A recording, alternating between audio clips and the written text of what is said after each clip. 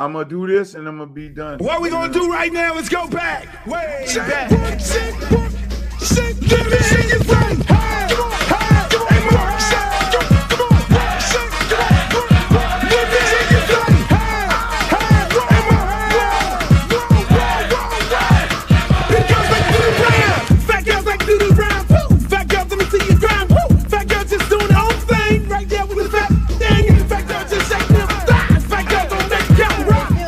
Baby. What's up? I thought you was gonna start hanging out with the big girls again. What is all this trash?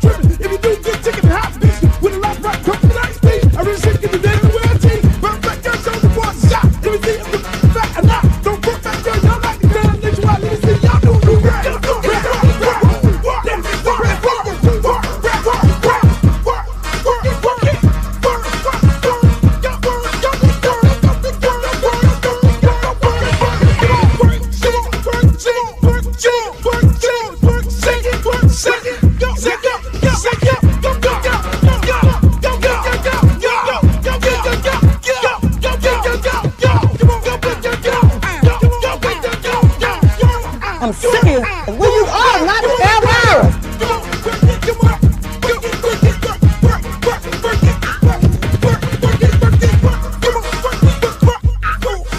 Oh, not the Britney Spears. Hey, how you doing?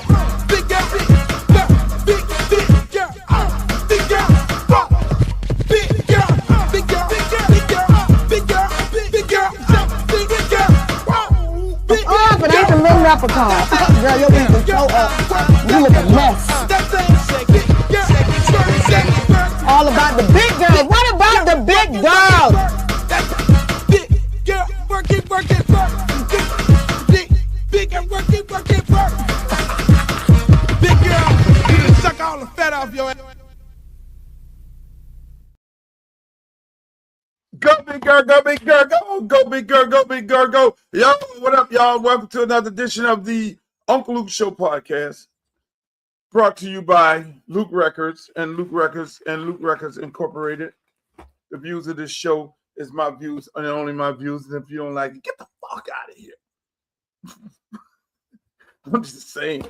We just talk trash up in here. We keep it a buck. And I know most of y'all love it. Because when I'm in the streets, people cutting me like, Luke, man, you really was telling us what was going on, man. That shit, man, you beat the boy.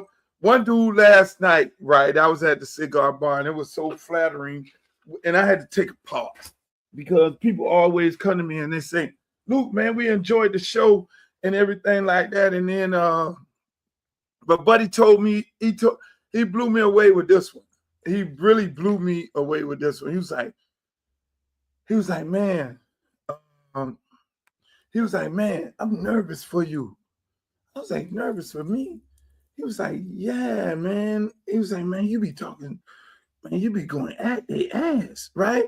And I'm like, he's like, man, you like on some Malcolm stuff. I'm like, that blew me away. I'm like, listen, I'm a big fan of civil rights leaders, but when dude told me that, he was like, man, you be talking on some of that, man. Them people going, man. I'm like, man, listen, man. I say, look, I don't think nobody fear what I have to say, because the things that I have to say, the things that I say, everybody can relate to. You know, people look at some of the things and they, I just say it when nobody else won't. Yeah, on regular TV, ain't nobody finna say that. Ain't nobody thinking like me. I'm a visionary person. I'm way like 10 steps ahead of everybody, and I know what the play is. Most people don't even understand the play. They just sit up there and they talk about the news as it comes, as it is. You got to wait for something to be on the news and then say, oh, everybody's talking about this, so we're going to have this conversation about this. Unfortunately, not with me. Not with me, because I can see the play long time before the play even happened. I can see it happening. I'm sorry. I already know what they're trying to do.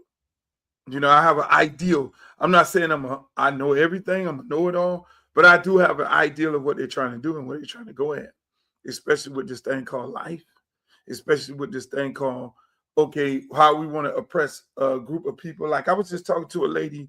She used to live in Miami, and her family members live in Tamarack and Broward and all these places. And she wanted to know, because she was out of the loop. Hey, man, you running for office? Yeah. Okay. Tell me something about your campaign. And I was like, here it is. I'm trying to bring Black Wall Street back I'm trying to create Black Wall Street in Congressional District 20 in Lauderhill Lakes, Sunrise, Tamarack, North Lauderdale, Deerfield, Pompano. That's what I'm trying to do. That's what my whole goal is, to bring the money back. And she was like, really? I was like, yeah. I was like, let's keep it a buck. We don't own nothing. She was like, I said, she thought about it. I'm like, we don't own nothing. You have a train, bright line, get ready to go on the brink of bankruptcy. You have an airline, which is Spirit Airlines, something we're going to talk about within the show today. Get ready. They already shut down. We can actually go buy those two. And we'll own something. We don't own no fucking airline. We don't own no train.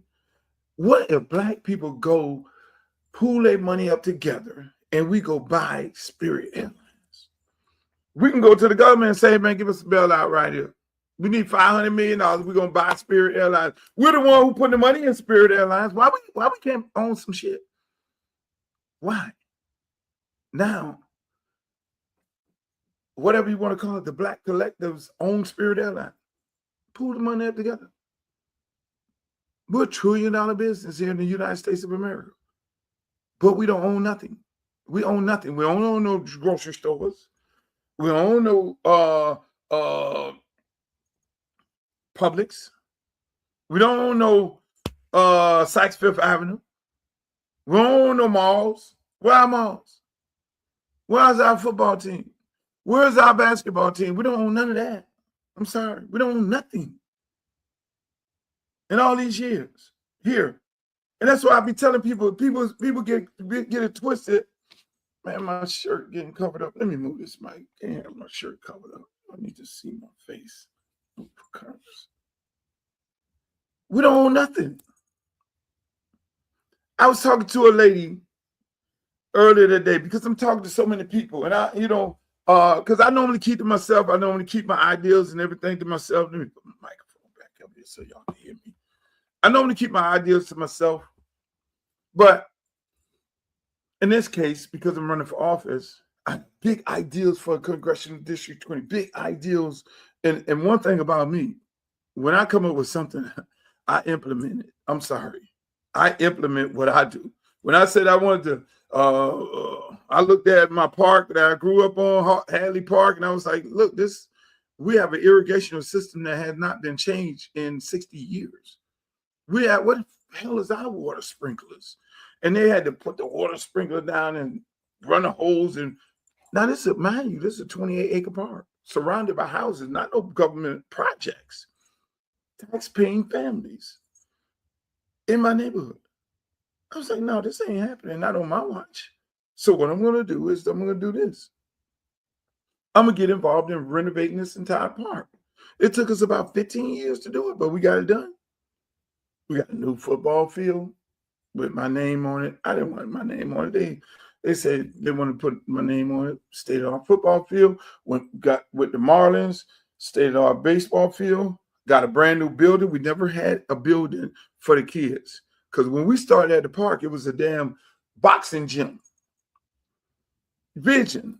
Hey, man, we're going to have us a whole facility for kids, classroom, aftercare, daycare, gymnasium. We built the first gymnasium in Miami. And can you believe that? Y'all come to Miami and do all this South Beach and all this big living. There was no gymnasiums in Miami, especially Liberty City. None. There was no gymnasium.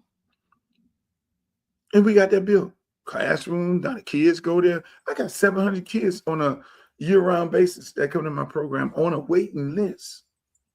That's how top of the line the shit that I do is. So y'all hear about the music, y'all hear about the artists, Pitbull and Trick Daddies and all these people I discovered and JT Monies and all these people in the world, but you don't hear about the philanthropical things that I've been doing for no money.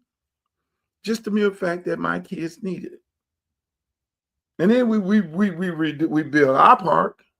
$16 million I got from the city in the county. We rebuilt it. Then I said over there, over town where my mom from, we got $24 million to rebuild their parks. Because that's where the kids end up at, the park. They leave school and they go to the park. Or they leave school and go to aftercare. And after you age out of aftercare, what the hell you getting ready to do? Age out of aftercare, now you at the house, and now you're getting into all kind of shit you shouldn't be getting into. So my philosophy has always been provide a safe space for these kids to go to. And not just some daycare where they can have fun. So we built these facilities, and these places are vibrant and running good. And now parents who can't afford aftercare and daycare can send their kids to our programs. And then now you got the summer because everybody got to go to work. Because the summer happens, most people think the average person is staying home with their kids in the summer. No, that's when the shit really go down. Mom and dad hopped up at 8 o'clock. Normally they would hop up at 8 o'clock, drop the kid off to school at 7, and they didn't know how to worry about them until after school, and they go to the park and all that there. But now you got to leave your house with these badass kids in here, or not your kids bad, but their friends, and worry about who the hell is in there. So you at work all day worrying about who at your house. You got the Ring camera going on. You got every camera going on. You can't even pay attention to your job in the summer. Less long as then try to go on a trip, a family reunion. That's gonna be real bad this year, family reunions, because you get rid of the airline to get people from point A to point B on an economy basis. Hey, y'all gonna be hopping in that damn car. Highway gonna be full. See, what people don't realize, these type of things that happen. But I'm gonna get into all that. The lady was, listen, man, I keep going back to this. The lady was asking me, I was like, ma'am, when she started talking about what party you like, Democrat. I said, but I go after more Democrats than I go after Republicans. Because I'm a Democrat, card carrying, blue card carrying Democrat. Yes, that's me. But at the same time, I'm not no stupid Democrat. I'm a woke one. And then not woke to whatever their terms is. I'm woke to the fact that knowing that in the state of Florida, the Democratic Party never elected a black person to lead the party. I know that. That's a fact. Why is that? Why the Democratic Party has never had an African American as the leader of the party? Because a large part of the party controls African American. It's like black people in the Democratic Party and Republican Party You know how, hey, let's keep it in the party terms. The party, right? It's like y'all invited me to a party, right? And you told me I can't eat. I can't drink. So think about it. You invited me to a party where everybody else is eating. And when I go to get something to eat, you say, no, not for you. But without me in the party, there's nobody in here is going to be in a powerful position, powerful position. You need me to make this party happen. Think about that for a second. Think about it for a second. Has the Democratic Party allowed Black people to eat? Have we been eating? Go to the hood. Tell me. We're getting gentrified right now. Go to the hood. Where are the Black millionaires? Multi-millionaires? Where's the Democratic Party caping for African-American developers? So you invited me in this party. Hey, we want you to come to this party called Democrat. We want you to come to this party called Republican. You're more than welcome to come over here to our party. But when the food is served, you can't eat. But what we're going to do is use you to obtain power. Ooh, that's some deep shit there. Oh, I'm cooking with hot grease right now. So you got me in this Democrat. You got me in this party. Come on, Luke. I need you to come on over here to this party. And you know what? I want to control you. Ooh. How do I control African Americans to get African Americans to vote for a party where they will not allow African Americans to eat? I got to go get some African Americans similar to the ones who convinced the Africans before they became American to get on the boat to come over here to be enslaved. Y'all don't think them type of people exist in our society right now? They know exactly which one of those to give power to and money to obtain power so you can vote on them. And they give them leftovers, but they don't let them eat. Because if you ain't eating, that's why they all be mad at me. I'll keep it a buck. I don't give a shit. Yeah, I'm Democrat, but I'm a different type of Democrat. I'm a Democrat that's going to bring resources back to my district.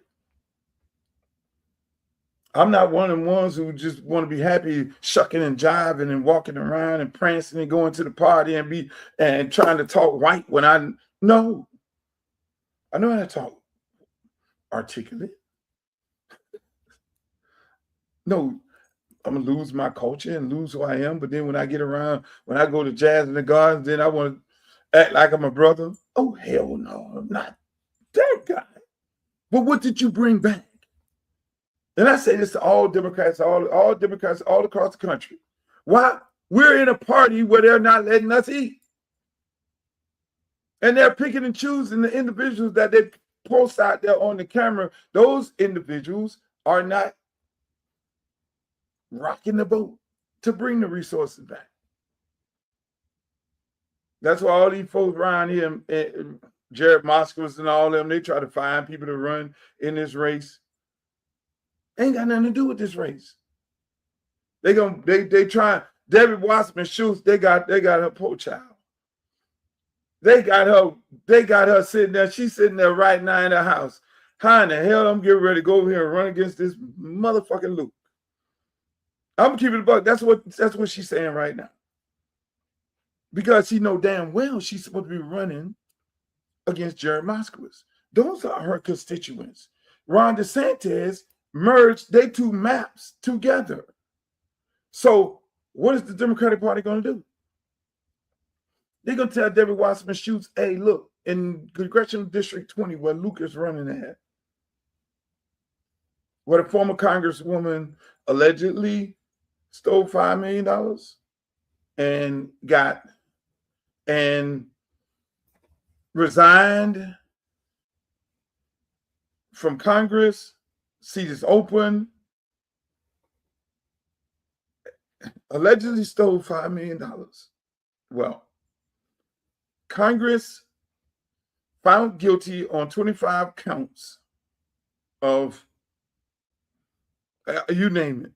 I ain't going to go through the counts because if I say something wrong, then they're going to try to sue me. But 27 of the 25 counts, she was found guilty.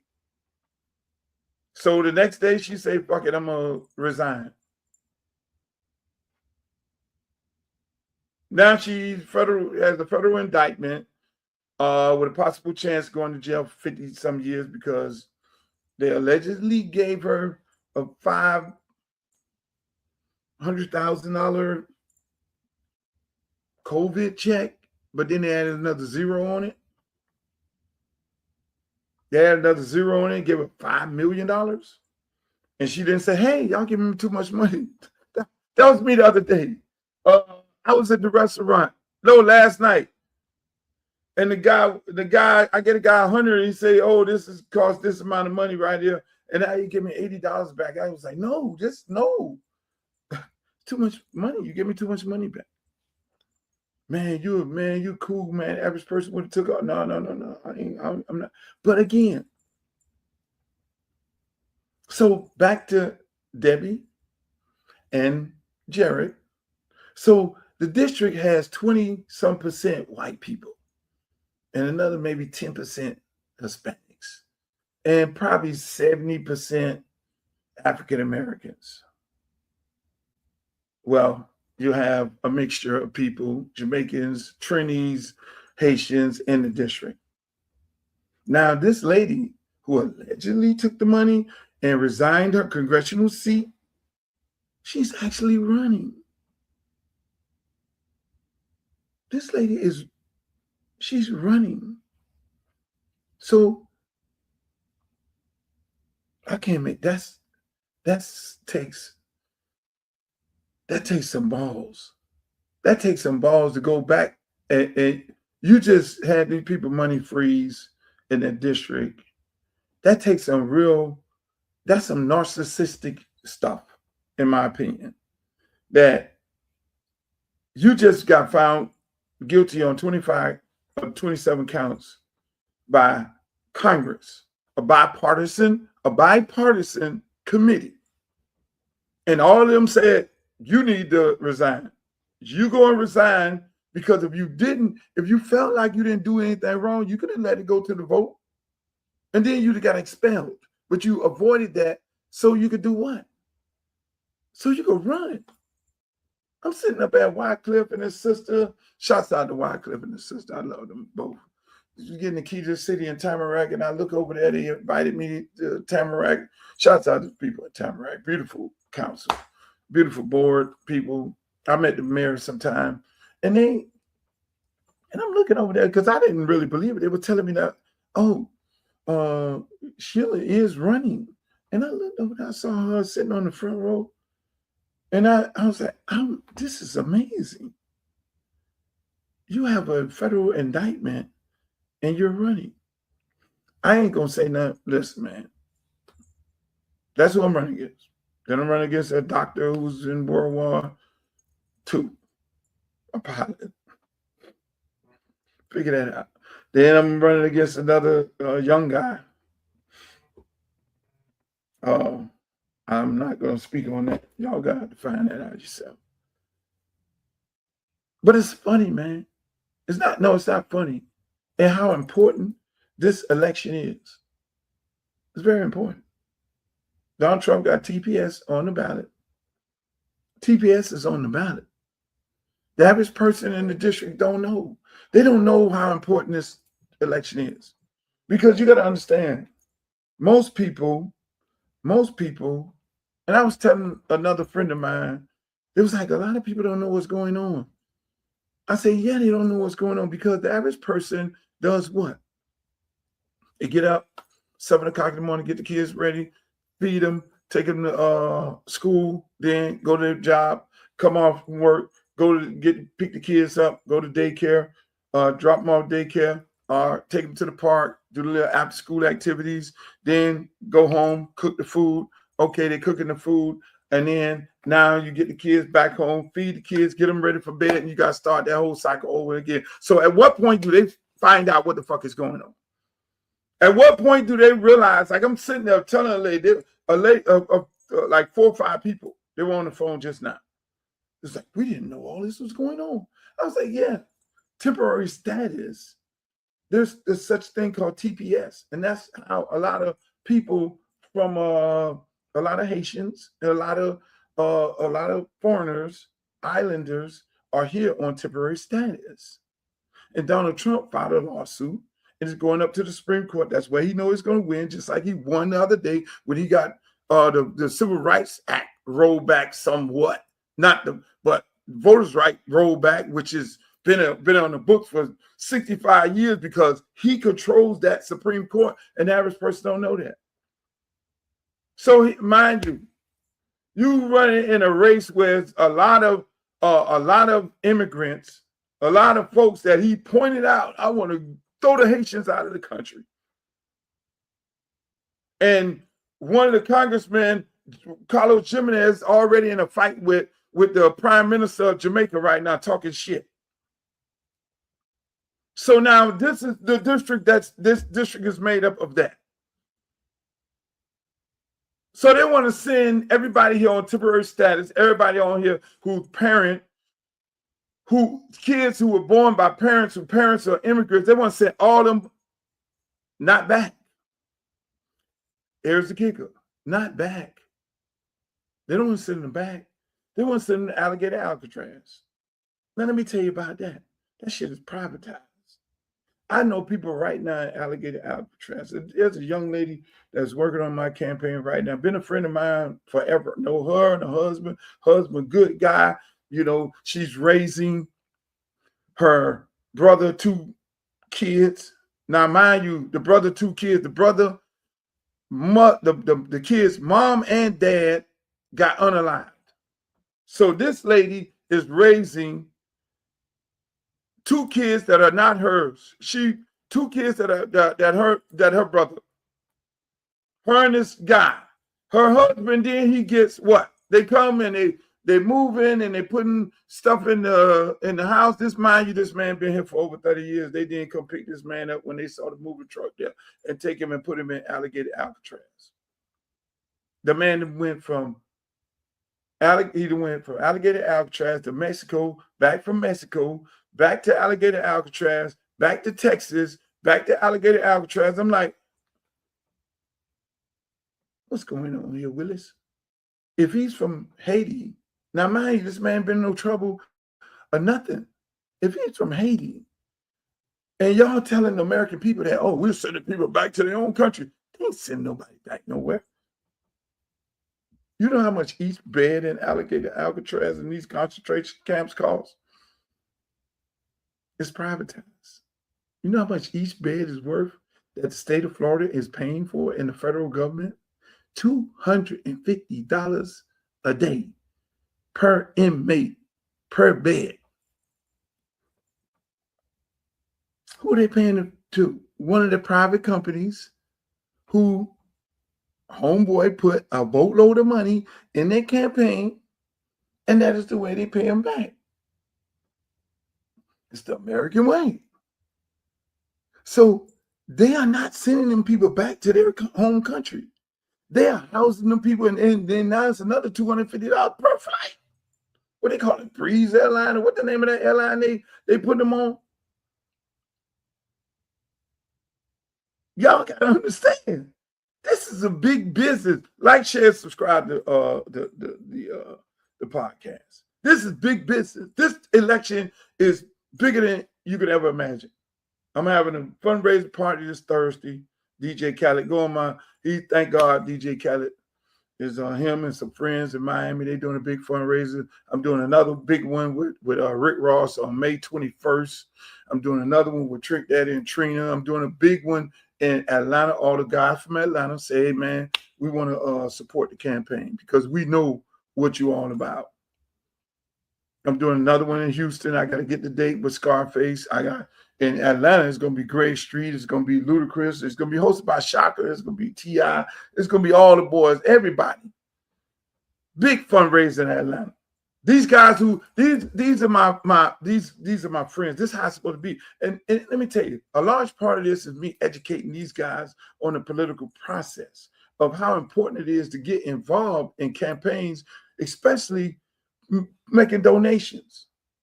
Because I could sit up here and buy the damn election like my opponent did. She bought the election. She took the $5 million, in my opinion, according to what Congress found her, you took $5 million allegedly and paid for an election. When you buy an election, you're not getting rid. That's some narcissistic shit. I got one guy in this race and put $300,000 of his own money in the damn race. I'm not doing that. How could you even trust a person who are trying to buy an election by putting their money in there? What the hell? The job is only $160,000 job, so it don't make it make sense. If you're gonna take and put millions of dollars in a campaign so you're gonna win it, and I give me the $5. I tell people, give me the $5, the $10. We're gonna make it do what it do. But if I put the money in, I'm trying to do what? Same thing. Get some out. So if I put $1 million in this campaign, my son trust fund, then now I'm getting ready to be up to no good because I'm going to try to figure out how to get this money back. They don't make it make sense. The math ain't mathing. The math ain't mathing. Make it make sense. If I give $1 million of my money, or like one of these other dudes in my race, give a $300,000 to get a $160,000 job a year? Really? No, you're up to no good. You want the job to be up to no good. You want the job to serve the people. Come on, man. See, we got to get us as a people, we got to get involved in this political process, man, because like I say, we are in a party called Democratic Party. And when we look around, when I go to my hood, it's the same hood I live. Ain't nothing got better, and streets still the same. The hood over here, the projects over here, and now they still in the projects. The government's housing project, they're putting people in office to give them the government housing projects so that they could go and redevelop them and say they're affordable housing. Affordable to who? Not to the people who live in the neighborhood. You see Julio Raimundo and Nestor Torres and Swartz and all them living in the building, you be like, what are black people? Because then they put management in there and then they say, oh, we need your first and last month and your kid's birth certificate, and we need your death certificate, we need this certificate, we need another certificate, we need the proof of life, we need the proof of this and all that there. So then by the time you go up there, you're like, what the hell? You ain't got none of this stuff.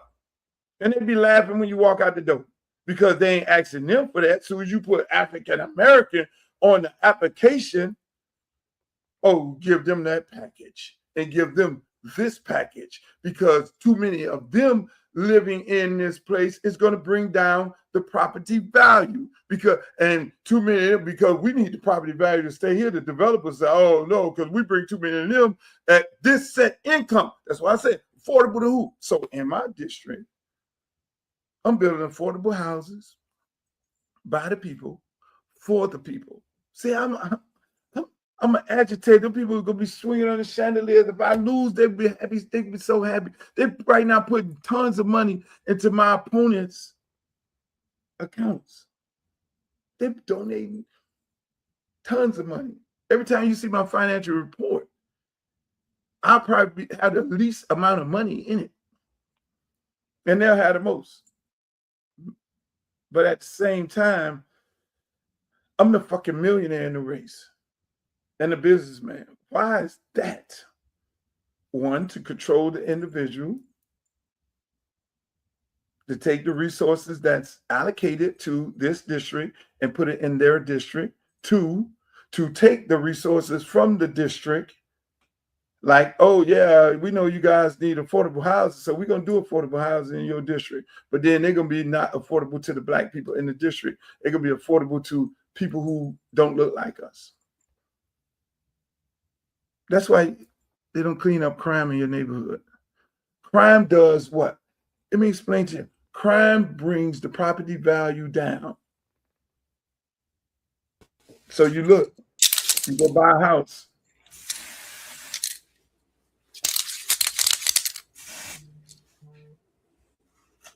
Why you looking crazy, man? I ain't never seen a motherfucker spray their hair. So I'm gonna just finish this one party, Mr. Street, and I get to you. Crime. Let me break y'all down on this right here. So what does crime do? Crime, and it's crazy because they had I was laughing last night because they had what is a Law and Order case on this, right? Which I love Law and Order. I can look at this shit all day and all night. They had a case on it. So what crime does this? You want to know how your neighborhood? You be like, why they got killing and doing all this crime and the police chasing and going out? That's all by design. That's a part of gentrification. Crime brings the property value down. When you go to a realtor and say, hey, look, I need to know how much this house, and then they tell you the crime, the schools, and all these other things, whether it's A school, B school, all that bring property value down. Bad schools, public schools, and crime in the neighborhood, property value go down. That means people in their right mind don't want to buy. So that's a setup for gentrification. So they want the schools to be fucked up. They don't give them the resources, and they want crime, and they're not going to stop it. So then now the property value go down. That's when they go buy. You buy low to do what, Streeter? Sell high. Thank you. You buy low to sell high. So then they come in their neighborhood, they start buying, boom, boom, boom, because the value is down. I'm keeping it a buck. So then now with me in Congress, oh, no. Hey, you think Trump went call federal agents up in there to clean up the neighborhood? No, you ain't finna do no crime. Matter of fact, I'm gonna get the kids jobs year round. They're gonna be the only one got them $15 an hour jobs. I'm gonna get the kids jobs, number one, year round, because I did that. I did that in Liberty City. Kids got year round jobs, not just summer jobs. Let me get the kids jobs year round and teach a trade and tech so they can be able to get a job. Then the adults expand the port. And then the other adults who want to be business owners bring federal assistance to give you federal grants to open up your business. Now you got a thriving community. Then I'm bringing blockchain up in there to do what? Be our bank. Because we ain't got no bank. Come on, man. This is a Caribbean district. All right, now let's start talking about banks. That's where it get different now. This is a Caribbean district. Hey, man. Cryptocurrency, you could do. They sending money across to home to Haiti and Jamaica and Trinidad and all that through fucking paying all these high ass fees and all that. No, we're gonna do crypto. Same way they left them burnout phones and started doing WhatsApp and found, oh shit. Come on, man. What's up, Streeter? Welcome to another edition of Luke Show, ladies and gentlemen. I went on this long rant, and I want to thank you guys for coming. Everybody on Twitter, everybody on Facebook, everybody on YouTube, everybody on Twitch, everybody in the footballville world, the villains. Hey, we got Streeter here. We got some shit to talk about. You. And I'm going to watch Michael Jackson. Did you see Michael Jackson, Streeter? I haven't seen Michael Jackson yet, man. I heard it start when he got his hair caught on fire. I mean, that's like half his life. Like, well, I didn't ask you about the hair on fire. I asked you, did you go see the movie? No, I ain't go see it, not yet, man. I wasn't in. I haven't got. That's all you need to just be right there. You ain't go see the damn movie. That's a shame. I ain't gonna see it yet, man. Listen, man. I'm going. I got a date. She's coming over. Jack looking at me like I'm crazy right now. Yeah, Jack, I got a date. And it's not, you will not be going to the movie with me. You got a date, though? I have a date to the movie. You thought me spraying my hair, man? Dog, you thought my hair was... Now, what's going on with that? My hair was... I got gray beard. You thought my top of my hair was black, man? I be... Beijing, man. I spray my hair, bro. I dye my hair. So they got black Beijing now? It's like a spray, and you spray it. I'm sorry. Yeah, I understand they got the black Beijing, but they got Beijing in the can where you can spray it. It's a spray. I'm about to black this out too, man. I'm tired of walking around looking spray. Let me see. Spray your face. Let me see how that works. My face now, I'm gonna be looking crazy for the rest beard. of the Let's spray the beard. Painting this stuff. But you gotta line it up. You gotta line it up. You gotta. You know what I'm saying? I'm going black after this, man. The girls like the... Oh, man, I'm tired of walking around looking like Colonel Sanders, man. I went gray for a little bit. My lady like it. You know what I'm saying? I went gray for a little bit. See, now you got me up there looking... Why you just don't get the bongy face? Now I got to spray... Hold up, man. Now you got me up there looking crazy, man. Hold up, man. I never seen this. Hey, hold up, man. Now you got me up there looking crazy. I never seen. I thought you had to go to the barbershop to get this stuff painted in your head and all that. I do it sometime, man, but sometimes I do it at the crib. But they said when you use the Beijing, that when you use that Beijing, that it makes your hair turn white faster.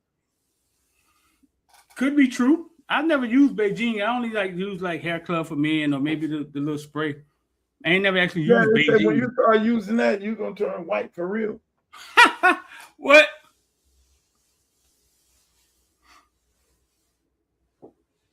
But yeah, bro, like sometimes I don't want to be great. Like I ain't 70 years old, so I spray it up.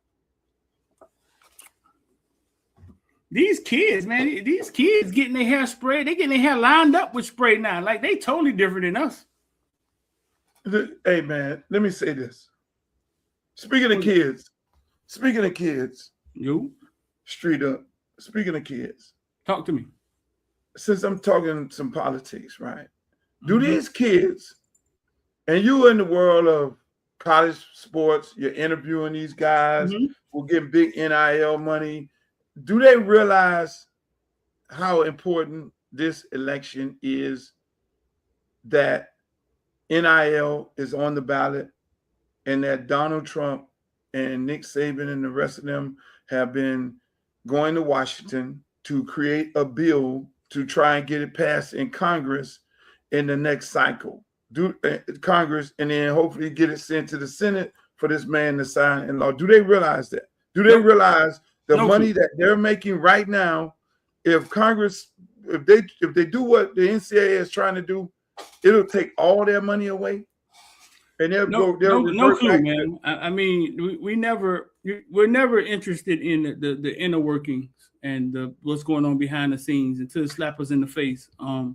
So they don't know. They don't know this. No, I'm sure they see Nick Saban come down their feed every now and then and say it's a problem, but they don't know how serious it is. I mean, they don't realize that the NCAA and every one of the conferences that they're in are consistently lobbying Congress and the Senate to put regulations and restrictions on them to then take their money away and get rid of the collectives, get rid of NIL, have them only cut it down to everybody getting the same amount of money. They don't realize they don't even feel like they should get paid. They don't realize this. No, no, man. You know how it is, Luke, man. They fight fights in different places, man, where we don't really show up. I mean, no, they just happy they getting paid. Everybody think they next. So it could be easy. Let me tell you what could easily happen.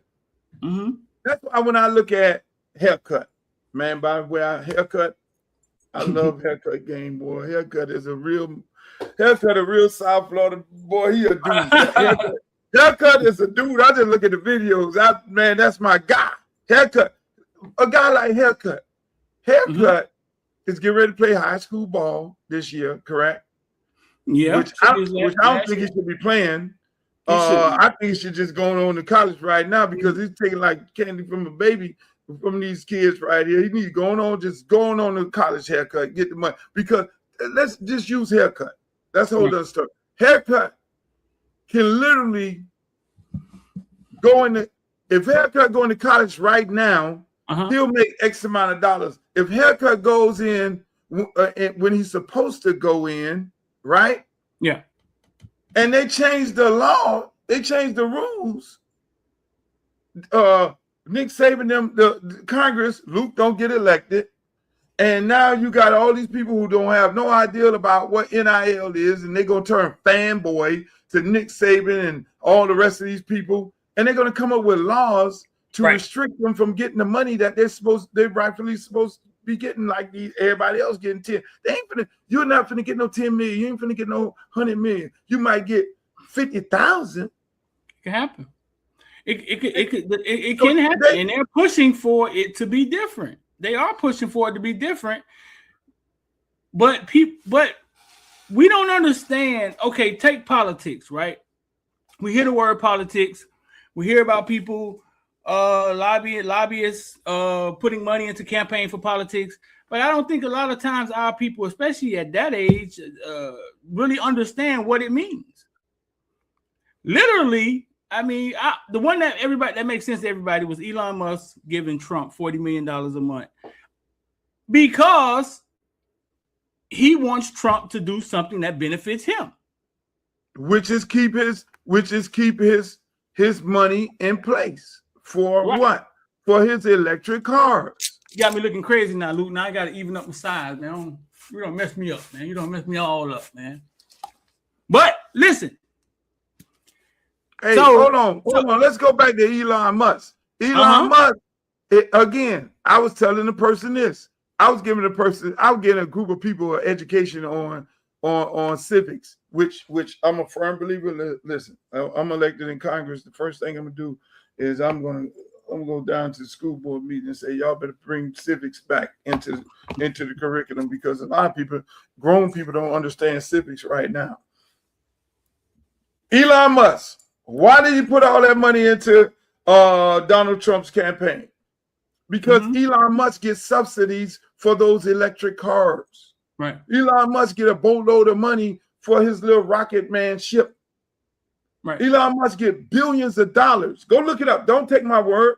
He gets billions of dollars. So he got to protect his investment. So what does he do? Put a boatload of money into the guy campaign and allegedly probably fixed the election. According to Rogan, the man said the election was over at 4:00. We still trying to figure that shit out. We don't talk about that no more. But him again, and then he got to get some of his South African people over here. That man put a boatload of money into this election to do what? For control, so he could make money. People put money into these elections to get money. Right. So to bring it home, that's one everybody can understand, right? So if somebody's going against NIL and they're using politics to fight it, right? You have to have somebody fighting for you. Correct.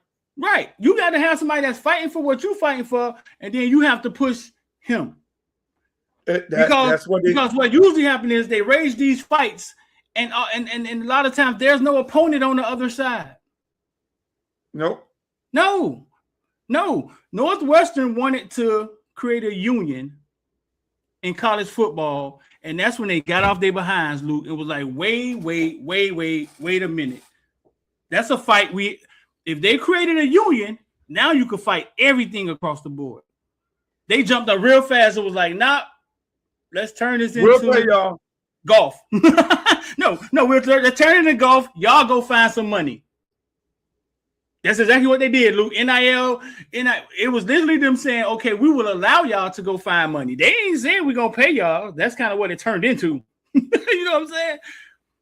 To get what Northwestern was talking about and what Harbaugh was talking about off the board. We don't want to do that because now they're fighting for TV rights. Everything's on the line now. If you got a union, right, Luke? Now you could fight against everything. Now we're tapping into everything. Right. So they jumped up and said, "Oh, hey, listen, y'all go get some sponsors." And we went yelling, "Hallelujah, hallelujah!" They paying the kids. No, they're not paying the kids. What they did was say, "Okay, they let you off a leash," and was like, "All right, man, go find some money." Dang, they almost got us. Right. So make a long story short, Luke, whoever else is fighting for NIL, which I only hear Luke talking about NIL and defending the kids for NIL. This is not a goddamn commercial. We're telling you how politics work, and you need somebody on your side because these people are already in the White House talking about, hey man, it was perfect when they was getting scholarships and we couldn't give them a piece of pizza. It was perfect that way. The game was pure. Shit, I watched Miami go to the national championship last year, and I was happier than I was happy. Game felt pure to me. You know what I'm saying? So, politics, you got to have somebody that's on your side. And I don't hear too many people talk about NIL. Most of them in their feelings talking about the game done changed because people hate change. People hate when things change. And so, yeah, Luke, these kids got money now, and they need to listen because it could stop. Just like them people Spirit Airlines woke up in the morning and their job was gone, 17,000 of them. We're talking about business and people's special interests and what they want to happen. If it's either them or you, it's always going to be them. So you better get somebody that's fighting on your side. You better get somebody fighting on your side because it's gonna be a world. You're gonna be in for a world of hurt. The bottom line, and that's what these people don't realize, Streeter. Yeah. That's what all these folks don't realize. And I'm not just saying me. If I'm a college football player, no matter wherever the hell I'm at, if I'm a parent, wherever, I am going to. Every person who's running for Congress right now and saying, where do you stand on this NIL? Because I got to put some money in your campaign because if my son is getting 10, 15,000, my son getting $2 million right now, he still got 2 more years left in college, there's a possibility that this money is going to cut off. Just like you say, like Spirit Airlines, one day they knock on the door and say, no more NIL, rule change. That's it. This is what it is, and that's what's going to happen. And everybody going to be sitting up there. They're going to be all on the floor because they got all these big-ass bills. All of your parents got these big-ass bills because your kid is making all this money right now, and you making all this money, got all the drip around it, and you got the big condo on the Ocean Drive or whatever the fuck it is. And then when them people say, hey, look, the well just got cut off. Hey. You ain't gonna get all this money. And then you got the ones coming from high school, 5-star with the expectation of getting all this money. Then, oh no, that was last year. You ain't finna get this kind of money. We ain't doing that no more. We got a new model here. The same way we changed it where you can get the money is the same way we changed it where you can't get the money. Now you ain't got nowhere else to go. And what? You still got to deal with it, play our brand of football, and the head coach is still gonna make $10 million a year. Now what? And they're going to be paying, we'll pay you up on the table a couple $1,000 like we used to do. Yeah. Y'all better, hey, so I'll tell all you parents and everybody who want to save NIL, I'm the NIL champ. You better go to my website, www.sitdownonstroll, LutherCampbellForCongress.com. Fuck around and don't fuck around and find out. And Luke, you should play that clip. Luke going to win. And then Luke sitting over, I'm going to be sitting on the island saying, I told you. Luke, like you should play that Trump clip You should play that Trump clip every 15 minutes of the stream when Trump is saying, yeah, a few of them signed contracts, they got the money already. But listen, how much did they make in scholarship money last year? Like we wanted to go back there. You should play that clip every 15 minutes of the stream, bro. Yeah, they got a couple of them got a little ducats, man, but this has to stop. That's what Trump said. Yeah, that's what he said. How much money did they get? Oh, this got to stop. You should play it every stream. To stop this shit. Every stream, you should play it. I mean, because these people serious. They serious. I don't know what's their driving force, but yeah. Their driving force, Streeter, let me tell you what to play. This is what you play. This is what they always do, right? They say, okay, like you say, Northwestern want to go and become union. So they say, oh, hell no, we can't do that, right? Because then the union's going to get in AFL-CIO and all of them. They're going to end up being a part of that. We can't do that. Now that's going to be law. The unions control the Democratic Party. The Democratic Party is going to push that in the law. And the union controls a lot of people in the Republican side. So they'll get the votes to create whatever law they need to create to then protect these young people. So they stop that. They let it go crazy. Because they playing long ball. NCAA is going to be here after me, you, Mario, Kirby, everybody. Nick Saban, Bo Schemblacker, and all the motherfuckers all over here. It's going to always be here. So they look at the long ball situation. Let them go crash out. Let them crash out. Let them have this NIL stuff and let them go crazy. Oh, a couple people, let them go crazy with all these lawsuits and old players from COVID playing. And we going to then, when it get that bad, then now we going to then wage our war. And our war is going, we finna reel it back in, and we got to make a case. We got to change the narrative. We got to then catch them while they're sleeping because these people sleeping. Everybody's sleeping. Coaches, you're protected, even though you're a damn, you are think about it. Think about it, Streeter. The coaches are employees of the school. They're employees. How the fuck do an employee of the school make $10 million a year? And of a public school, just think, y'all, let that sit on your mind for a second. They're still educated. We're still talking about a school where a school where it's education. They're football coaches consider this is what they call it.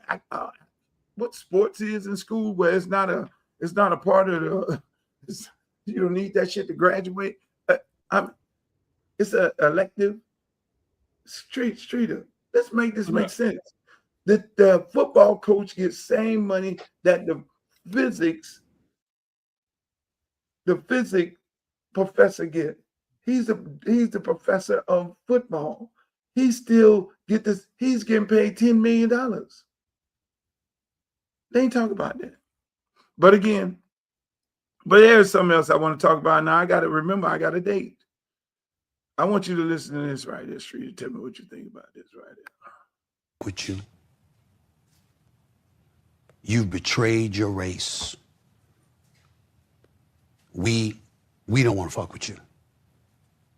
Cam, those people can never come back in my life. I'm gonna look in that camera. They can go to hell. They can never come back. Because to know me, you know that cut deep. I almost lost my career because I look out. I cannot count the amount of times I've put my ass on the line for us. Think about it. The archives are there. Go back to the columns of the Philadelphia Inquirer. Go back to me on Fox Sports on the Best Damn Sports Show. Go back to me on ESPN and look at the shit that I've done and the issues that I've been willing to tackle and the sacrifices. I could have shut up and got paid. Remember, everybody want to look at this contract. That contract was signed in 2025. I've been in the business since 1993. I've been repeatedly underpaid. Repeatedly, I had challenges. I got fired, dog. Fired. People look at me and they say, "Oh, he tight with the damn Sean Hannity." Sean Hannity and I being tight ain't got nothing to do with politics. It got everything to do with the fact that when everybody else had turned their back on me, that motherfucker went to war. And it's like, no, that's my man. He ain't that person. What you talk about? Talk about the industry. So I want to ask you this. Why is it? I know Stephen A. I consider him as a friend, right? And I'm gonna tell you this, right? But then I keep all my shit separate now. Stephen A. I'm gonna tell you, how did I link up with Stephen A? Who I jumped out there and did an article saying when I was writing for the Miami New Times, and and I went hard on Stephen A. And you know who came to me and said, Luke, no, that dude a good dude. Say, Luke, the guy's a good dude. It was the same people that's right now criticizing him. And I love these sisters to death. I love Jamel Hill. I love Carrie Champion. I wish I could date Carrie Champion, but I had to go get me some more M's. I shouldn't say that because she's a beautiful lady. But I'm just saying, man, Jamel Hill came to me and said, Luke, no, Stephen did so much for a lot of people. A lot of brothers and sisters at ESPN. He did a whole lot. And he ain't that dude what y'all think he is. And no, you need to get to know the brother. He's a real good dude. He looks out for a whole bunch of black people. He brings so many black people into that industry.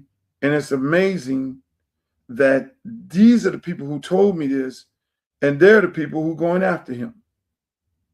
But I guess they don't remember telling people like myself this. I remember it. So when I see, and I love Jamel Hill, and I love Carrie Champion, and I love Joy Reid. Joy Reid is different than those two. They were colleagues together. And so I can understand where the man coming from because he's no different than me. There's a lot of people I help, Streeter. There's a lot of people who turned it back. There's a lot of people who I picked up and dropped off. There's a lot of people who that I got on the phone and made some things happen, and they got some M's in their pocket, and all of a sudden you can't find them, and then they'll sit there and let somebody say something bad about me. So I understand they can't come back. And I clearly understand what he's saying when they say, look, man, I done help all you people, man, and y'all got shit to say about me and y'all won't check somebody. That's why I always tell people, I have friends that tell me, man, he said this and he said that. I said, well, why they feel so comfortable saying something about me around you? Don't come tell me about what somebody told you. Tell me you check somebody. Because if they feel comfortable to talk about me around you, then what that says about you. You feel me? But with us, it ain't no loyalty. And we got to do better. Some of us are, but we got to do better with that. We got to do better with, okay, now he got a big check. Now we going to attack this dude. I mean, LeBron James, I fuck with LeBron James. LeBron James went after Stephen A. Smith the night he got his contract. Why we don't? And I don't know whether it was a coincidence, but people jumped on that. It's like the night this man got his contract, he's sitting on the floor of the basketball game, and now he's being confronted by the #1 player in the world. And that's why I love LeBron. I want to go on that barbershop show. I have him come on this show to be like, look, man, do you know who the fuck you are? Some things you need to, you're an iconic figure. You're a major figure.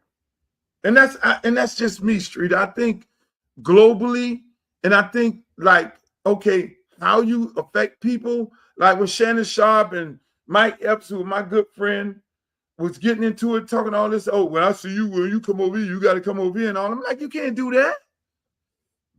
I call Mike, you can't do that. Not y'all two on social media.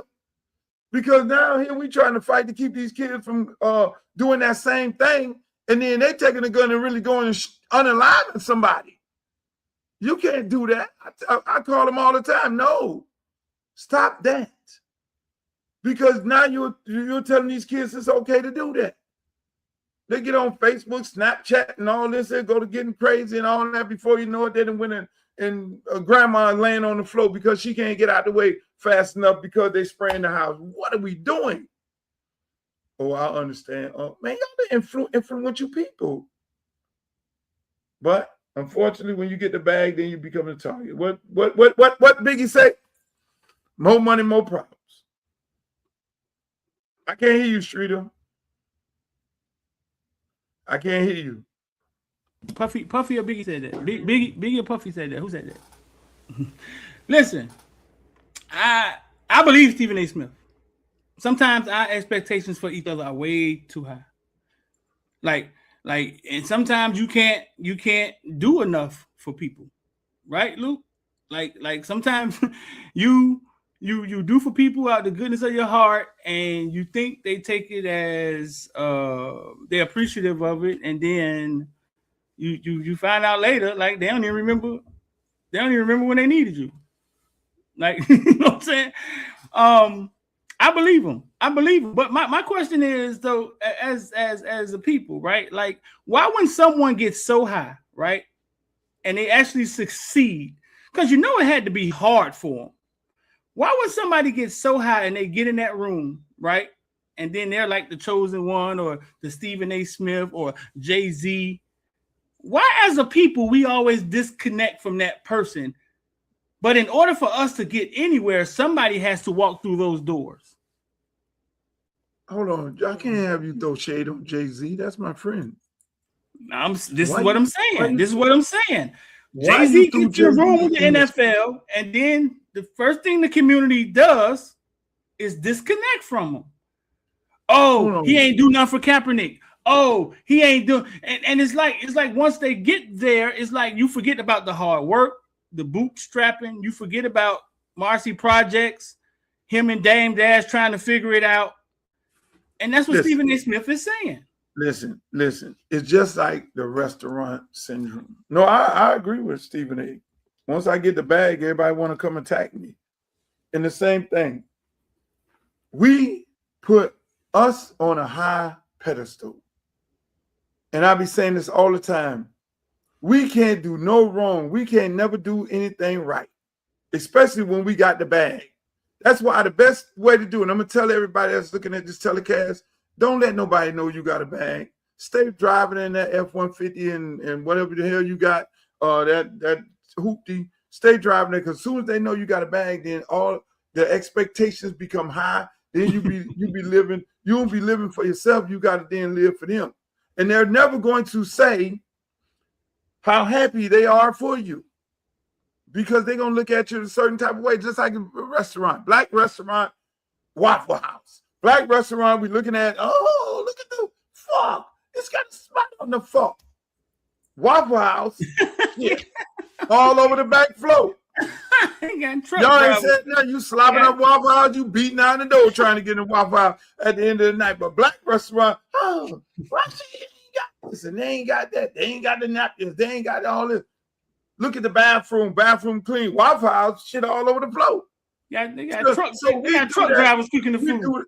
Exactly. We do that to ourselves. Yeah. We get one, it's a crab in the bucket mentality. And again, like you always say, what did they do to us, Luke? And what? And you get on here and talk to me. Y'all, Street to go to talk to me. I be depressing him and shit. He was like, I can't have a conversation, ask you one simple question, and you just depress me because I'm telling you about the world. I tell people about the world and how this shit operates, but you got to know how to work within it. You got to know how to work within this world, because this world is not designed for African Americans to make their own. Now look at us.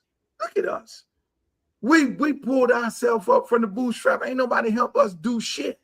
They steady trying to push us down, and then they say the only way we can hold these motherfuckers down is we get them through education and we get them to turn on each other. That's why we got to divide and conquer. So we got to identify the same ones who told them, who said, get on the boat. We got to go find them, get them a couple dollars. What you saying? Get them a couple dollars to then hold them down. I tell them this is how you need to do it. And so they're looking at Stephen A. Smith trying to say that he's a house Negro. He's not that. The man over there doing his job, the man talk more shit than a little bit. He talk about everybody, spread it around and all that. Is there some other people on there? He can't win. He can't win. He can't win. He can't win. It's Luke. Listen, on a smaller He's scale. NWA. Right? On a smaller He's the nigga that love to hate. Nigga that love to hate. On a smaller scale, Footballville, right? There have been parents, their kids' whole career. If I'm at the game, after the game, they come to me and be like, "You got some videos of Lil Mike? You got some videos of Lil Mike? You got some videos of Lil Mike?" Those same parents' child gets drafted, and there's been instances where I was blocked. I don't even know why. I don't know why. I was blocked. Couldn't even get in contact with them. Hold on. Let me do you like you do me. You got to put a name on it. Who? There was instances where I was blocked, and you know what I'm saying, and it was like it was weird. Now when are you gonna put a name on it? You want me to put a name on it because he one of yours from Liberty City now. It went ugly. Now he said he didn't know anything about it, which could have been true.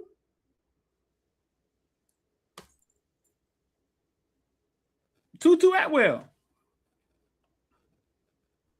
I promise you, his whole career, his mom and his grandma. Hold on. That's one of my kids. What did Tutu Atwell? What happened? I promise you, his whole career, his mom and I was cool. His grandma, they would come up. Hey, you got videos of Tutu, yada yada yada. His whole career in high school. Then I don't know. He went to the league. I tried to reach out to him for something, and I couldn't get in touch with him. I was blocked. I couldn't see his Instagram. I mean, so I said something to Rob from Liberty City, like, "Hey, bro, listen, I don't know what's going on. You know what I'm saying? I covered him his whole career. I mean, his mom and them always would ask me for videos. They reached out to him and they called him. He said, man, I didn't know that. And then he unblocked it. But I believe that was somebody that did that. Yeah, because he's the nicest kid ever. Right, but there's been instances. I had another instance. And if you pointed that out to him and he then went and unblocked it, which it takes a lot. It's not necessarily a lot. And look, we can't even talk about stuff like this. Because when we talk about it, people sound like we crying. But it's our truth. But listen, I had another instance where a friend of mine's son was in the NFL. And then her daughter became really good at sports. So I started promoting her daughter. I saw the talent. You know what I'm saying? I saw, oh, she's finna be good, right? And she would bring me her daughter. We was friends. She would bring me her daughter, yada, yada, yada. I actually went to high school with her. You know what I'm saying? And I asked her one day. I said, listen, I love promoting your daughter, right? I said, but you didn't ever think one time that I would want to interview your son that's currently in the NFL? But you can't do that. You can't think that. What? You can't. What? You gotta. You can't think that. These people doing so much going on, so much stuff happening that there's. Oh, let me call up Street. No. You're taking the time to bring your daughter to me early Sunday mornings because it benefits you, and so. But listen, when I brought it up, she was really humbled. She was taken back. Like, I didn't, like, my bad. Like, I did not think of it that way. But I think like that. She didn't think that because she was using you to But I think at heart, people do what benefits them. Right? No, they were using you. They were using you to blow the daughter up like you blew up the son. I didn't blow up the son, but he was around when Footballville first started. But I just asked her, you know what I'm saying? Because I was close enough to her to get a real answer because this had happened numerous times. Like, you don't think I want, and then she reached out to her son right then and told him. So I realized it was just her not thinking. Listen, were you trying to sleep with her? No. Did you spray the Beijing on your face before you talked to her? Yeah, that's when I used to have. You had a white face or you had the black face? I had a clean face. I ain't have nothing on my face. So no, I didn't. Face. Huh? You had the boogie face. Yeah. Right. So and this is on a small scale, right? It's on a small scale, right? So Stephen A. Smith, I understand sometimes it's like you can't do enough for your people. Like, you can't do enough. Like, the expectations of you are so high. And then the expectations of them is nothing. You know what I'm saying? We allow them to come around and do. There's no expectations of them. But when it's us to us, and I haven't figured out how to combat that, Luke. Like, you know me as the media, right? I'm from the community. I know a lot of things that I can't say. If I was to ever hand it to one of my counterparts, they were blasted on the front of the Miami Herald, right? But there's a lot of times I'm protecting kids and just things I just don't say. Come around, there's no expectations of them. But when it's us to us, you feel me? Yeah. I haven't figured out. So because I'm always protecting our kids and the community, and some of it's not news to me. It's not, you know what I'm saying? It's not worth. Luke, you know, like it's not worth. No, I don't know. I'm confused. Get out of here, bro. I don't know. I'm confused. I don't know nothing. Me, Poppy don't know nothing. Street him. Real talk. Sometimes the expectations for us are really, really high. Jay-Z has to save Colin Kaepernick. You got to have a black guy on every halftime show. Like, the expectations are really, really high. But for everybody else, that's not good. And the bar is really, really low. It's like, hey, come on, Eminem, you could rap. Hey, come on, Weatherman, you could dance in our TikTok. Like, the bars, there is no expectations. Let me do my mic like your mic. I got one for you, Luke. Check this out. Yeah, I got one for you today. You sure? Because I have a couple more clips I got to go to. Let's get to the bottom of this. Before I go on this hot date, where's D? D just hit me and I sent it a link a long time ago. Uh-oh. Let's get to the bottom of this. Nick Saban. Somebody a second chance and they do well and graduate from school. You know, there's always a lot of criticism out there when somebody does something wrong. Everybody wants to know how you're going to punish the guy. All right, but there's not enough for 19 and 20-year-old kids, people out there saying, why don't you give them another chance? All right, so I'm going to give a speech right now about this. Like, where do you want him to be? Guy makes a mistake. Where do you want him to be? You want him to be in the street? Or do you want him to be here graduating? You know, when I was over there at the Nagurski, Muhsin Muhammad, who played 15 years for the Carolina Panthers, played for me at Michigan State. Everybody in the school, every newspaper guy, everybody was killing the guy because he got in trouble and said there's no way he should be on our team. I didn't kick him off the team. I suspended him. I made him do stuff. He graduated from Michigan State. He played 15 years in the league. All right, he's a president of a company now. And he has 7 children, and his oldest daughter goes to Princeton. So who was right? I feel strong about this now, really strong. All right, about all the criticism out there of every guy that's 19 years old that makes a mistake, and you all kill him.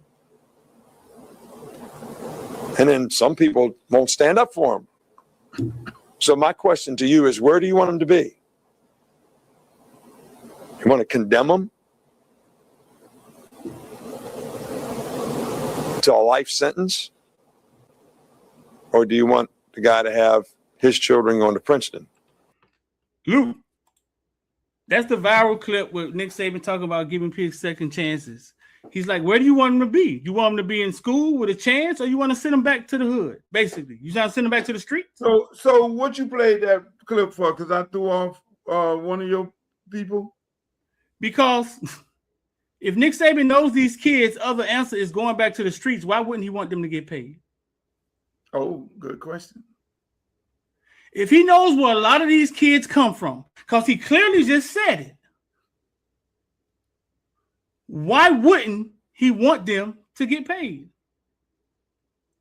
He clearly just said it. I care. I'm really strong about this. Because, let me ask the question. Because he wants to protect his legacy and he wants to coach, but he don't want to coach in this climate. He want to coach in a climate where he has control, where he's the only person that can allegedly pay players off, and anybody else that does allegedly pay players off, he can call his comrades at the NCAA, turn them in, get them on a show cause, get them suspended, get them some bowl eligibility taken away, and get some of the scholarships taken away. And so he wants it to be like it was before. He want to go back to the old system because, again, this is affecting his bottom line. He's still young enough to go back out there and coach. He's still vibrant. You think he's not making the same amount of money sitting on ESPN that he was making coaching college football? He wants to break everybody's record and surpass all the records. So he's sitting there, and I think, and I know Nick, he's angry because he want to go coach, but he don't want to coach in this situation. You got to remember, Nick said he left the Miami Dolphins saying, I can't coach these people, man. These these dudes getting all this money. You can't tell them nothing because they already got paid, and I need to be able to coach college football where I can control them when they're looking at me I'm the end of all. I can't coach in the pros. That's why he left the Dolphins, because he said the dude's already on a guaranteed contract. So then now, mind you think he's going to try and coach college football with guys on the guaranteed contract where them dudes making more money than his assistant coaches and damn near more money than him. And so that's that again. But that speech, it was deep. I mean, I wouldn't put it in the that's a hard way to put it in that kind of context where you're going to use that speech and say that Nick is not a bad person. He just wants to control the narrative because he feel like he earned that. And obviously he's working for the SEC and the NCAA. He has always worked for them to then now try and, take the money away from the kids so he can go back out there. So that's his thing. That's what I disagree with. But I do agree with giving a kid another opportunity. There was only one kid in my total career that I kicked off. One, and I did that last year. Right. I've been coaching since 2003, high school football. And that one kid I kicked off because the parents, him disrespectful. When the kid is disrespectful and the parents is disrespectful, then that's a problem. You know what I'm saying? I never had that. I never had a kid say the things that kid said, and I said, well, you know what? This might be the writing on the wall. This might be time because I'm not coaching in this climate here. But again, a lot of people allow that to happen. Right. I'm not going to coach like that. I was talking to a college coach last night, Streeter, and the college coach told me, and I ain't going to say what practice and what kid it was, and he was like, Luke, real talk. Man, I went to a practice and the kid was practicing with headphones on. He said the kid was practicing with headphones on. Now, big time player. He got that practicing with he said, now mind you got the headphones on. The headphones got to be connected to a phone. And the phone got to be nearby because the locker room way over here. So that means the kid had the phone in his pocket with the headphones on because you Bluetoothing, right? Right. It's only you Bluetooth. So the man said, the kid got his helmet on with the headphone. I said, no. He said, and the coach, he said, man, no way in the world we'd let nothing like that. I said, now you see why I don't even miss this shit, because you have coaches that are allowing that to happen, right, in their practices. And when you get a old school coach like me, now hold on, son, leave all that shit in the locker room. And if you come out here with that, you're gonna get elbow and toe, and we all gonna listen one sound. Now y'all can connect whoever want to connect. Then y'all pick who want to connect to the music. That's wild. But that's what I'm saying. So when Nick say he saved the guy's life, he give him an opportunity, then send him back out there. That I'm on that. I've thrown some kids. I threw off with Sean Joseph, knowing he wasn't gonna go nowhere. If we throw kids off, get out of here.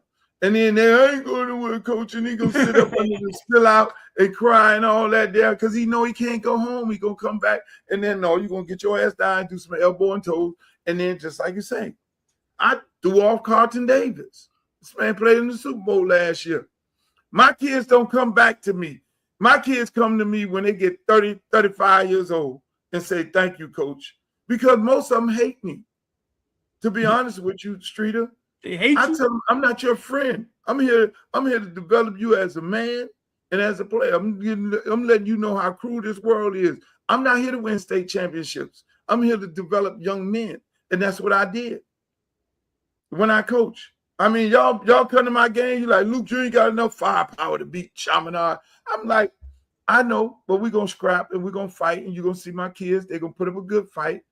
But when you check my track record versus these people who won a lot of state championships, I got more kids in the NFL and more kids in college than they do, playing at a very high level, because my kids know the structure and how to work hard. You know, not saying no shade to them, but some of these people running country clubs, and these kids and these kids now are controlling everything in there. You got a lot of park coaches coaching high school ball, you know, and they just out there having a good time with the kids. You know, they're bringing the same element out there, which, I mean, listen, I don't know where this thing going at too soon, but I can tell you one thing. All y'all mamas better be sending some money to the Luther Campbell for Congress campaign, because y'all ass gonna wake up and Nick Saban is gonna get his way and ain't gonna be no NIL money. So all that money you counting up right now, your street agents. Speaking of street agents, oh my God. I got another clip. I got a clip for you right here. Tell me this is something down your alley. Right scores for FHA loan approval. Our announcement today will enable competition among different credit scoring models so we can make housing more affordable and more available for prospective homeowners. When applying for a mortgage, new models include rental history, utility payments, and other data that is not currently accounted for when applying for a home mortgage. Did you realize when applying for a home mortgage, you can't use your rental history, you can't use your utility bills? You realize that? No. See, because you always had a house. Your mama gave you a house. And then before your mama and all them gave you the house, you was staying with your girlfriend. So you ain't never went to the bank. My girlfriend. Your wife, you ain't never went to the bank. You ain't never went to the bank and had to get a mortgage. I brought two houses in my life. But no, I mean, they're saying that. No, to allow people to be able to, the first person who told me that they were running on that was Kamala Harris. So I'm going to do something that I haven't done too often. I'm going to commend Donald Trump and his on getting that done. I mean, that's very important, because we get pushed out of house, being able to purchase a house, because we're in rental property, and they wouldn't let the rental property, us paying the bills in rental property, apply to our credit score. So for them to do that right now, that's dope. And I'm gonna go on Twitter and I'm gonna do that. I'm gonna tweet that and say, I want to commend you, Trump, for doing that. And I'm gonna get my ass ate up. They're gonna call me anything but the child of God, because they don't want me giving Trump no win. I commend the man for that. I keep it a buck, Streeter. That's for us right there. I mean, you trying to go get a mortgage. You're paying $3,000 a month in rent, and you can't use that. Don't go towards your FICO score, right? You know what I'm saying? You want to buy a house? You could buy a house and be paying $2,000 a month if your credit score was high. If they calculated this into your credit score and the bills that you're paying all day, but because you still stuck right here, you come on, man. People can buy houses. Fact. So again, I commend Trump. I'm commending Trump on this one. So y'all want to jump on me? I'll just keep it a buck and keep it 100. Here's another one here. I want to hear your take on this. They gonna get you, dog. Yeah, you can't. I can't say nothing good about Trump. I mean, shit. That Ron DeSantis, oh my God. Spirit Airlines and the federal government really quick, because I don't think a lot of people fully understand what happened. They ceased their operations last night. From day one, Spirit Airlines' mission statement was to make affordable and safe commercial travel for the everyday person. The everyday person can afford to get on a plane and go from A to B. You could fly clear across the country for pennies on the dollar compared to other airlines, okay? They ceased operations. The federal government approached them and said, hey, we'll bail you out with $500 million. Which initially sounds like a good deal, right? Cheap, affordable commercial flights for the everyday person. We should have that, period, okay? The catch was the federal government would own 90% of the company, making them the majority shareholder, okay? They wanted to take half of their fleet. The federal government wanted to take half of the airplanes owned by Spirit Airlines and convert them into military use for transportation, tracking, what have you. They've done this before. Right now, as we speak overseas, left and right, our planes are getting shot down or attacked and hit to the point where they can't even function. They make emergency landings. They cannot go back up in the air. The United States also does not possess enough rare earth metals or have the money to buy anymore to build more aircraft. Rare earth metals are a major necessity when it comes to modern avionics, especially for tracking, for missiles, for guidance systems, for radars. We don't have the money, nor do we have the infrastructure to build more planes. They wanted to buy out Spirit Airlines, take over half their fleet, and convert it into military craft. Spirit Airlines said, fuck that and fuck you. So seriously, shout out to Spirit Airlines for not wanting to condone the killing of innocent brown people overseas. That's some real shit. You didn't know that. First time I heard that side of the story.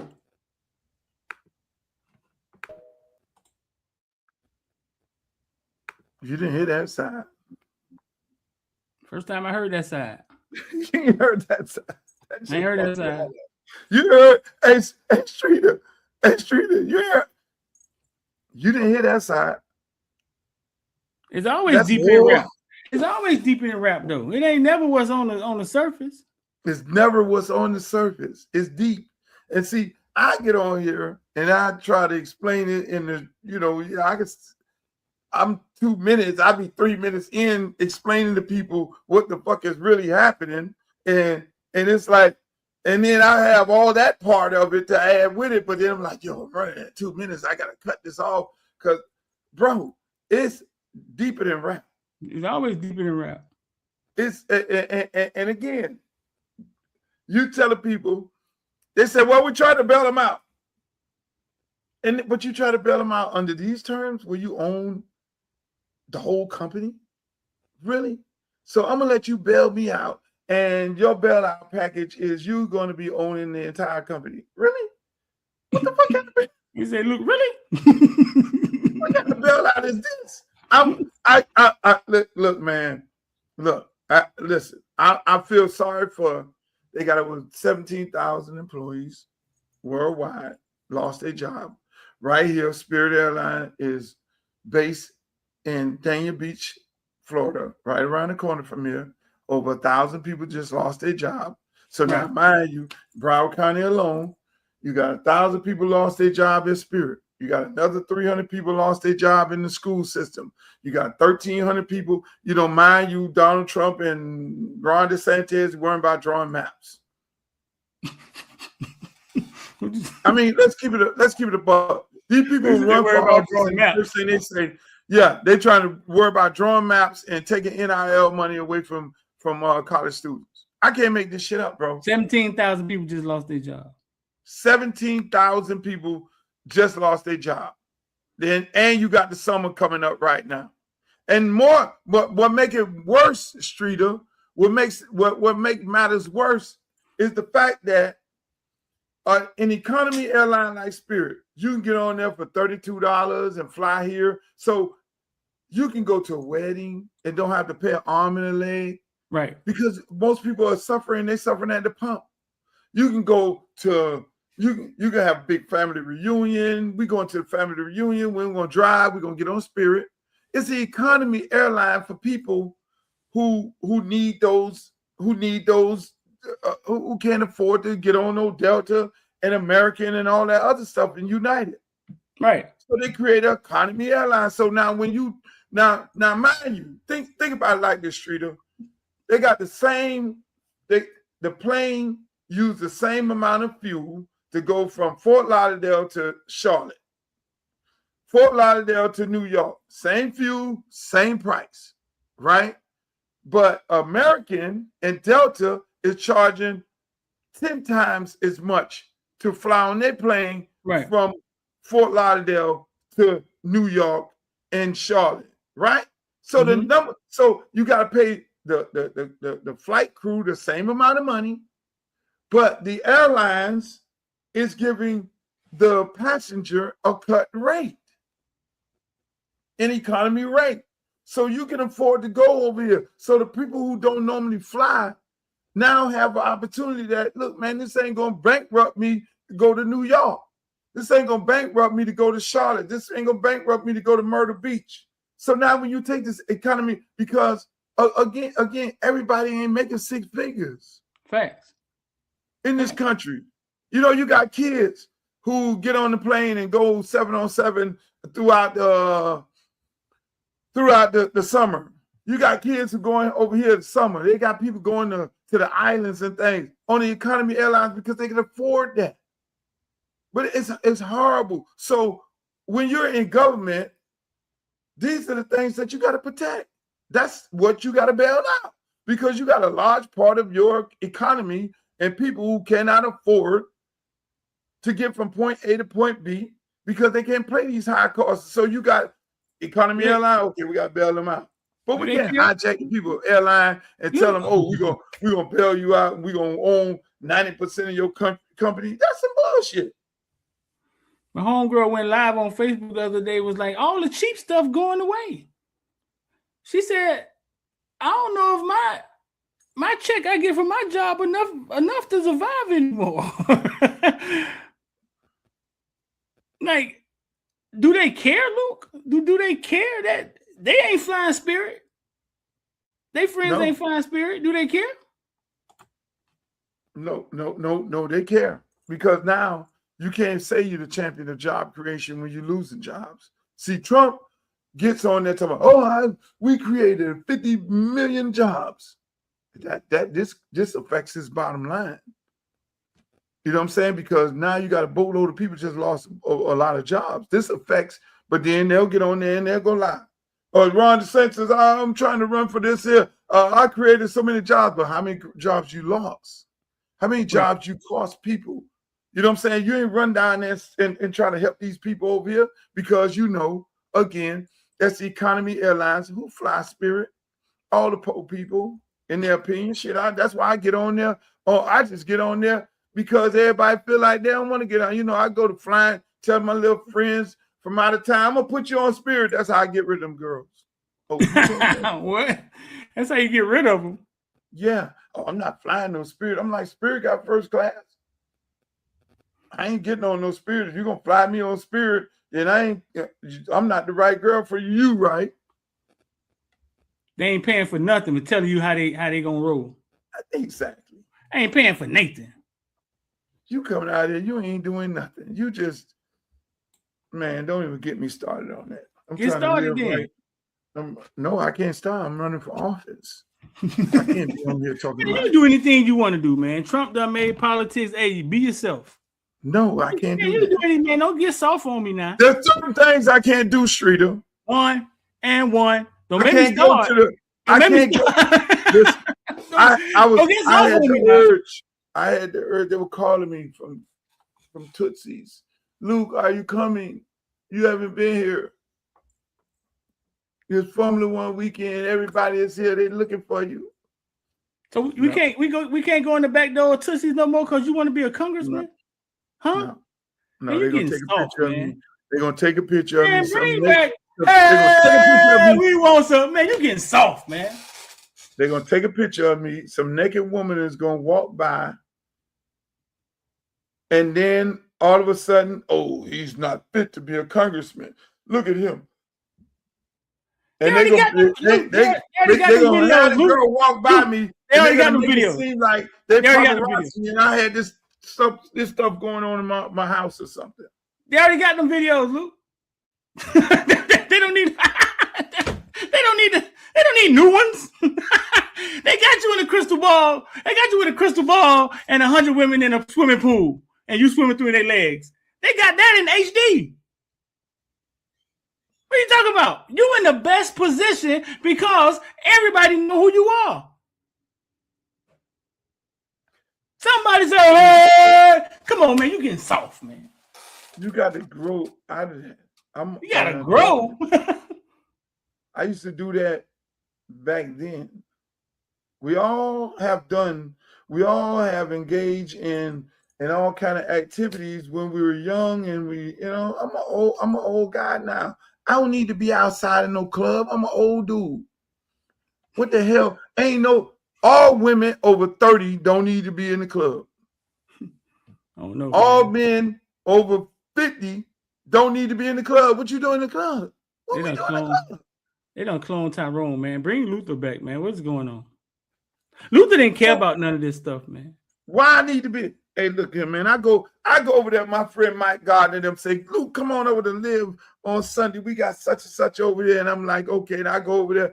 I'll be sitting there like this, looking at these people running around, the girls and the bottles and the dudes with the drip around their neck.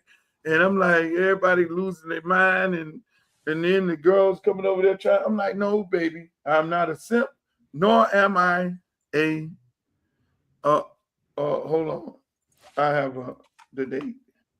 Hello. He got a date. Got a date. Come on, man, bro. Luke, listen, Luke. Okay. You ain't got to change. He ain't got to change nothing. Trump showed us that anybody could run for president, bro.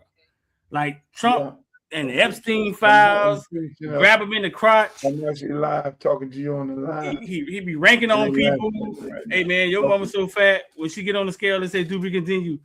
They don't say nothing to Trump, man. You could be whatever you want to be. Trump and the Epstein file, he be ranking on people at the podium. Hey, man, your mama's so black. After her, it go back to Trump ain't going to the honeymoon island no more. He can't do that while he had president. But he act like a crazy person, fool. No, Trump. He's still talking about Obama. Trump is who he. Trump is his second time being president. We could still go in the back door of Tootsie's. Trump's second time being president. And if we can still go in the back door, Tootsie's, Luke. I don't know what you're talking about. You're getting soft on me. Listen. Everybody in the chat. What you talking about, Phyllis? Philip, why you talking about you agree? Everybody in the people in the chat. Can I still go? Should I still attend the strip club? Is it a good thing for me to go to the strip club? Anybody in the chat? Let's see who agrees. If you agree with Streeter, they don't have the you agree with me? No. You created Luke Records. What am I going to? You created the Pack Jam. You created the base station. They don't have the answers. You got the answers. Let's see what they say. I gotta stay focused. Oh, hell yeah. We got a hell yeah. No, somebody say hey. See that? These people saying no. Why? April Johnson says, why not? Who said why not? April Johnson.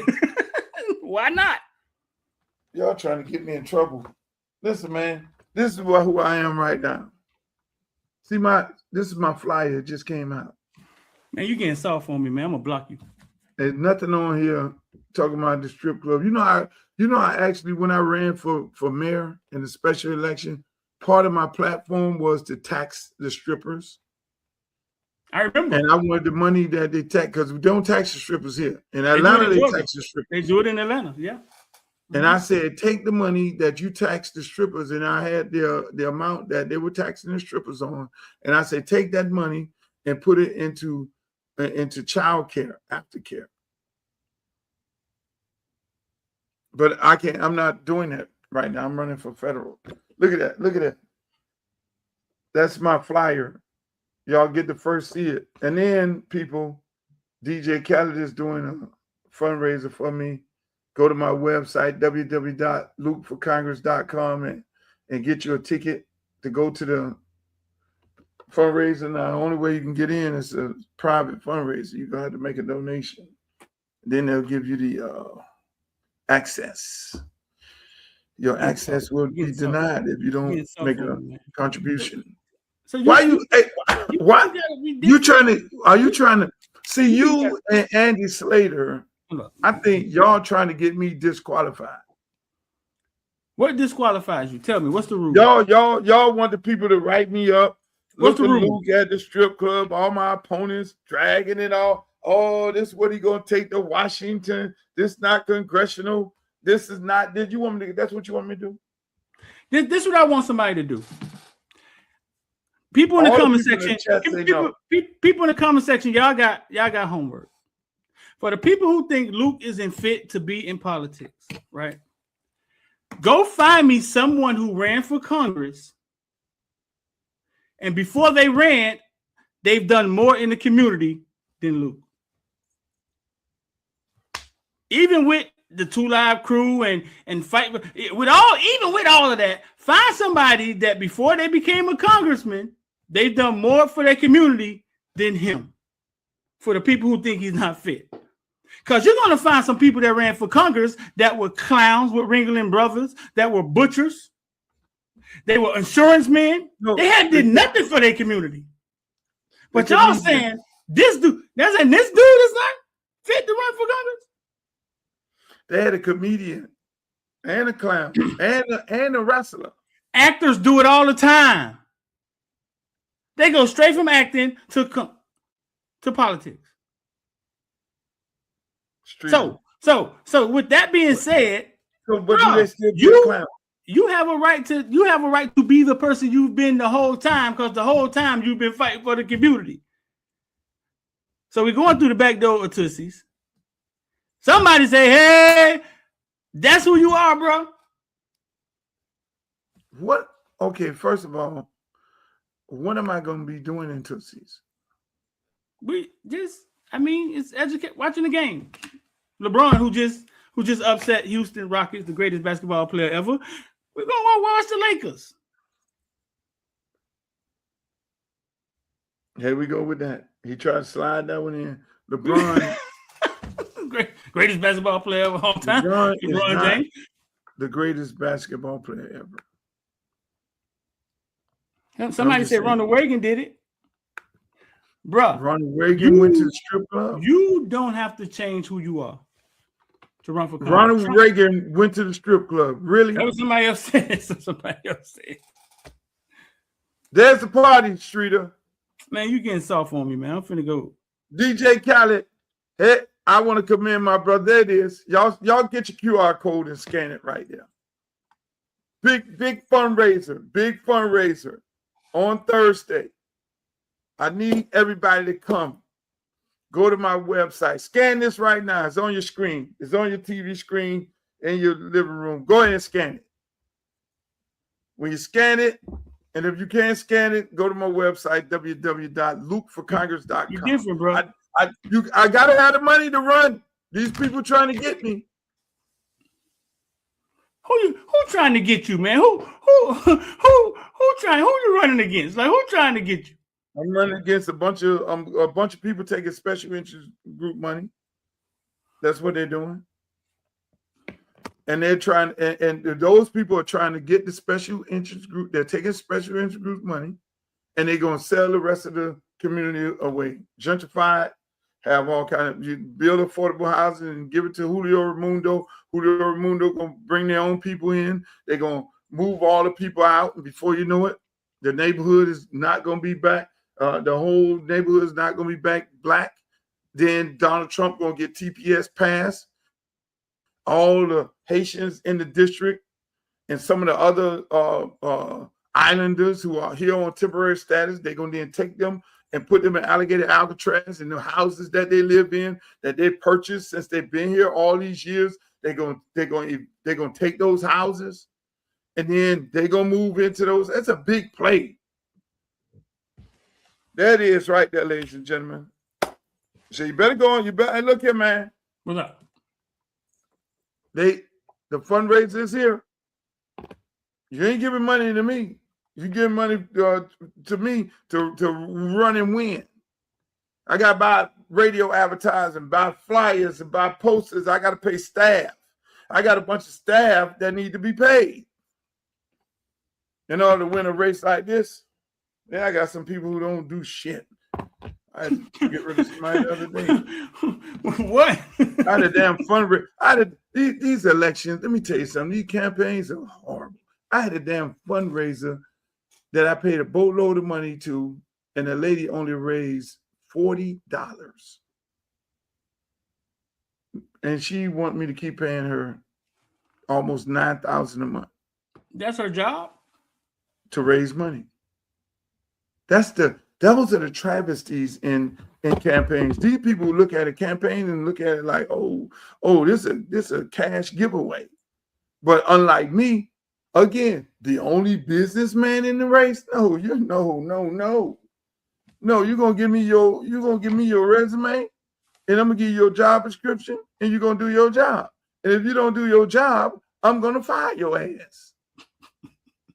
It's just that simple. That's why you got people. Streeter, you got people in this race literally have raised damn near $1 million, and they're in debt $40,000 and $50,000.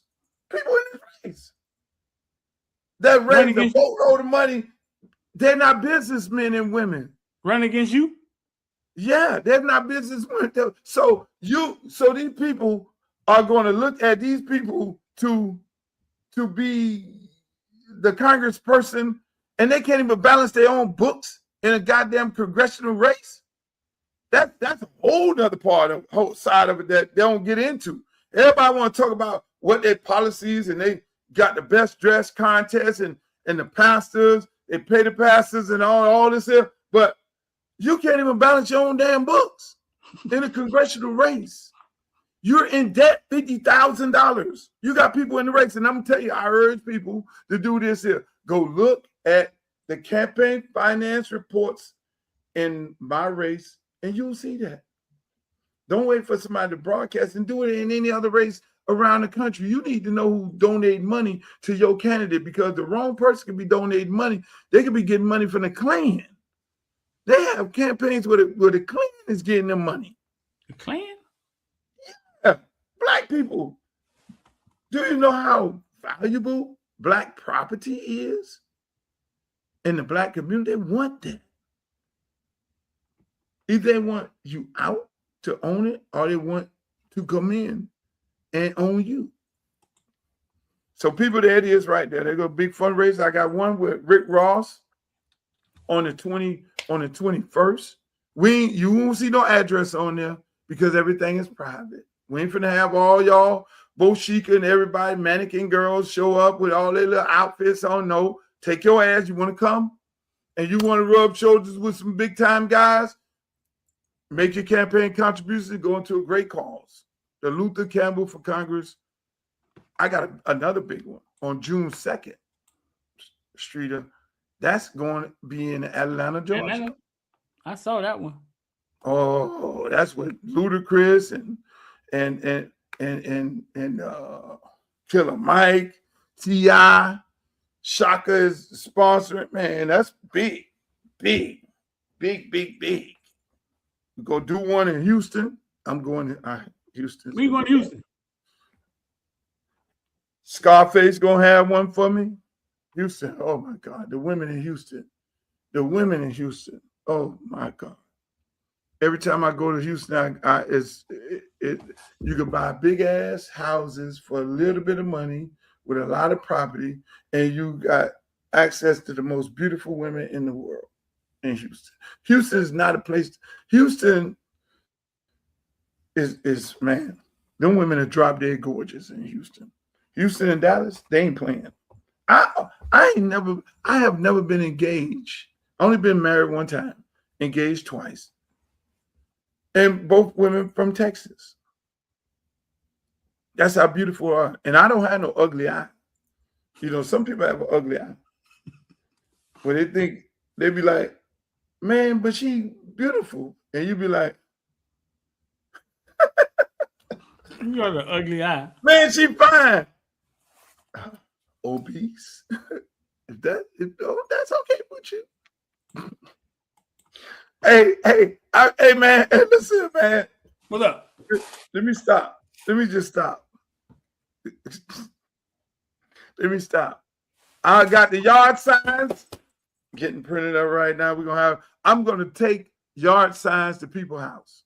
You got a street team? Yeah, I got a street team. They get ready to go. Hey, we get ready to hit the streets this weekend. They're gonna be all over. They're gonna be like ants. They're gonna be everywhere. I'm going out the street, knocking on doors. I'm going up there. I got one lady, she told me, come bring that yard sign to my house. I'm gonna feed you. I said, yeah, I'm coming, sweetheart. I don't know how much feed I'm gonna get, but I'm gonna go sit down. I like going sit down in people's house, man. Go sit down and chop it up. Go back there, play some spades and all that. Talk to the people. That's what I do. I'm gonna go out to the park. You gonna tell me when they got the 7-on-7. I'm gonna go to the spring game, Ely spring game, Dillard spring game. I'm in the stands giving out flyers and all that there. Hey man, vote for Uncle Luke. That's what we'll be at. I'm not going to the sideline, Streeter. I will be in the stands. So that's your job, to give me the list of these are the dates of the spring game for Dillard, Ely, Div, all that, BA, all that. That's my district, bro. Let's go.